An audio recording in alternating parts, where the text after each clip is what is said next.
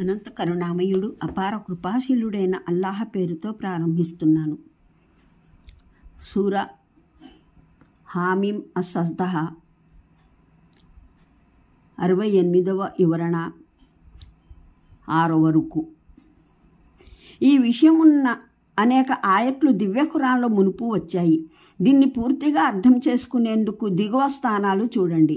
ఖురాన్ అవగాహన సంపుటి 3, యూనుస్ ఆయత్ 12, హూద్ ఆయట్లు 9, 10, సంపుటి 4 బనీ ఇస్రాయిల్ ఆయత్ 83, సంపుటి 6 అర్రూమ్ ఆయట్లు 33, 35, సంపుటి 7 అజ్జుమర్ ఆయట్లు 8, 9, 49.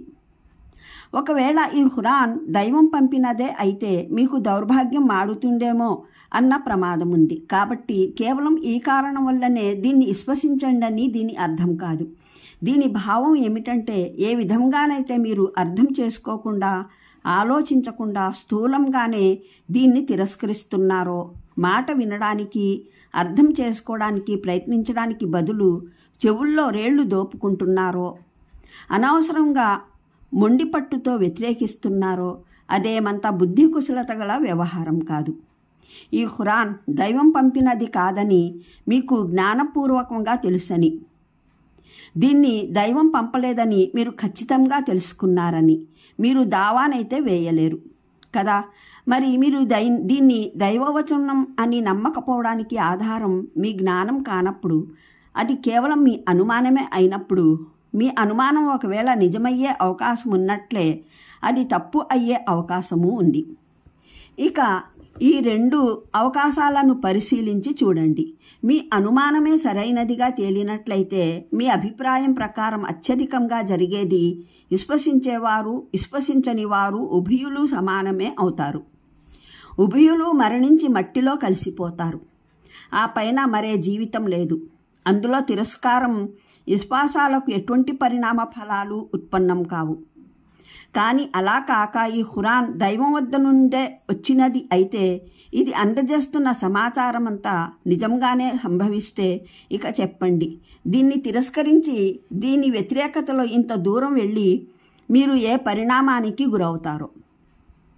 అందువల్ల మీ స్వప్రయోజనం కోరేదేమిటంటే, మంకుతనం మొండిపట్టు వదిలి గంభీరంగా ఈ ఖురాన్ని గురించి ఆలోచించండి.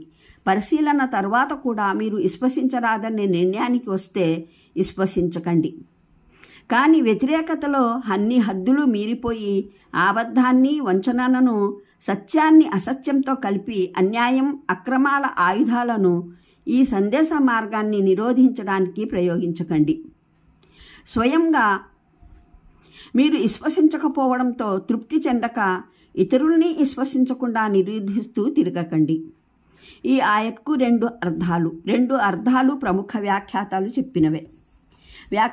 చెప్పినవే. ఒక భావం ఆనతి కాలంలోనే వీరు తమ కళ్ళారా చూసుకుంటారు. ఈ ఖురాన్ సందేశం చుట్టుప్రక్కలనున్న దేశాలంతటా విస్తరిల్లిందని, వీరు స్వయంగా దానికి తలవొగ్గి జీవిస్తున్నారని నేడు వీరికి చెప్పబడుతున్నది. వీరు నమ్మకుండా వదిలివేస్తున్నది అంతా అశాంతం సత్యమైనదే అని అప్పుడు వీరికి వెల్లడవుతుంది. ఈ భావాన్ని కొందరు ఆక్షేపించారు. ఒక సందేశం ఆధిక్యత నొందడం, పెద్ద పెద్ద ప్రాంతాలు జయించడం అది సత్యమే అనడానికి ఆధారం కాదు కదా. మిథ్యా సందేశాలు సైతం విజయం సాధిస్తాయి. వీరి అనుయాయులు సైతం దేశాలు జయిస్తూ పోతారు అని అంటారు. అయితే ఇది మరీ బలం లేని ఆక్షేపణ, మొత్తం వ్యవహారాన్ని పరిశీలించకుండా చేసినటువంటి ఆక్షేపణ.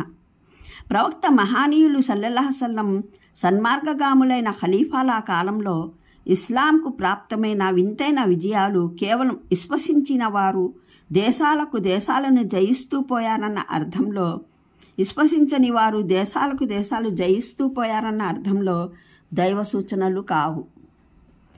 దేశాల ఈ విజయం ప్రపంచంలో జరిగే ఇతర విజయాల వంటిది కాదు. అవి ఒక వ్యక్తి, ఒక వంశం, ఒక జాతిని ఇతరుల ధన ప్రాణాలకు స్వామిగా చేసివేస్తాయి. దేవుని నేల అంతా అత్యాచారంతో నిండిపోతుంది. దీనికి భిన్నంగా ఈ విజయం దాని ఛాయలో ఒక మహోజ్వలమైన ధార్మిక, నైతిక, మానసిక, సైద్ధాంతిక, సాంస్కృతిక, రాజకీయ, నాగరిక ఆర్థిక విప్లవాన్ని తీసుకువచ్చింది. దీని ప్రభావాలు ఏ చోటికి చేరినా అక్కడ మానవునిలోని ఉత్తమ గుణరత్నాలు బహిర్గతమయ్యాయి. దుష్టతరమైన గుణాలు అణగారిపోయాయి. త్యాగులు, సన్యాసులు మూలల్లో కూర్చొని అల్లాహ్ అల్లాహ్ అని జపం చేసుకునే వారిలోనే ఏ ఉన్నత గుణగుణాలు ప్రపంచం చూడటం ఆశిస్తూ ఉండేదో ప్రపంచ వ్యవహారాలు నడిపే వారిలోనూ అవి గోచరిస్తాయని ఊహించను లేకపోయింది. అటువంటి ఉత్తమ గుణాలు ఈ విప్లవం కారణంగా పాలకుల రాజకీయాల్లో, న్యాయ పీఠాధిపతుల న్యాయ నిర్ణయాల్లో, సేనల నాయకత్వం వహించే సేనానాయకుల యుద్ధాల్లో, విజయాల్లో, పన్నులు వసూలు చేసే అధికారుల విధుల నిర్వర్తనలో, పెద్ద పెద్ద వాణిజ్య వ్యవహారాలు నడిపే వారి వ్యాపారాల్లో దేదీప్యమానంగా దర్శనమిచ్చాయి. ఈ విప్లవం అది రూపొందించిన సమాజంలో సాధారణ మానవుణ్ణి నైతికత రీత్యా, శీలం రీత్యా, పరిశుభ్రతల రీత్యా ఎంతో ఉన్నతంగా సమర్థించింది. ఇతర సమాజాల ప్రముఖ వ్యక్తులు సైతం వీరి స్థాయికి ఎంతో తక్కువగా కనిపించసాగారు. ఇది మానవుల్ని మూఢనమ్మకాలు, మూర్ఖమైన ఆచార చక్రవ్యూహం నుండి విడుదల చేయించి సశాస్త్రీయ పరిశోధన, సమంజసమైన సహేతుకమైన ఆలోచన విధానాల రాచబాటన నడిపింది. అది సామూహిక జీవితంలోని రుగ్మతల చికిత్స చేసింది. వాటి చికిత్స పట్ల ఆలోచన కూడా ఇతర వ్యవస్థలలో కానరాదు. లేదా ఎవరైనా వాటిని గురించి ఆలోచించినా ఆ రుగ్మతల చికిత్సలో వారు విజయం సాధించలేదు.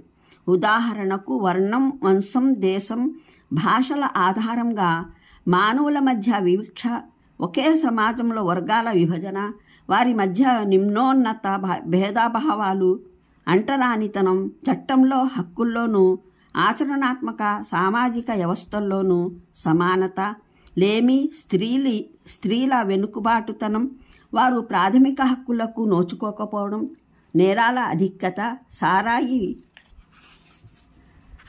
మత్తుగొల్పే పదార్థాల చలామణి, ప్రభుత్వం విమర్శకు జవాబుదారీతనానికి అతీతమైనదిగా అలరారటం, సామాన్య ప్రజలు ప్రాథమిక మానవీయ హక్కులకు వంచితులవడం, అంతర్జాతీయ సంబంధాలలో ఒప్పందాలను గౌరవించకపోవడం, యుద్ధంలో క్రూరమైన చేష్టలు, ఇంకా ఇలాంటివి అనేక రుగ్మతులు ఉండేవి.